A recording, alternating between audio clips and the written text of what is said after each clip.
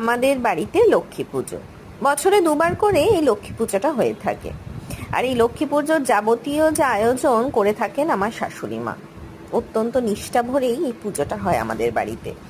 অনেকদিন তোমাদের কাছে ভিডিও দেয়া হয় না, তাই আজ চলে এলাম।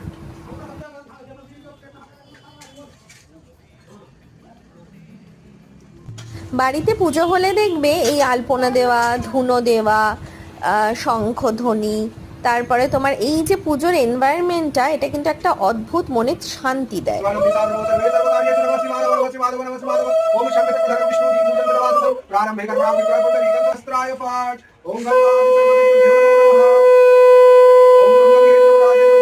আজ বানিয়েছিলাম বাসন্তী পোলাও, ঝাল ঝাল করে আলুর দম আর টমেটোর চাটনি।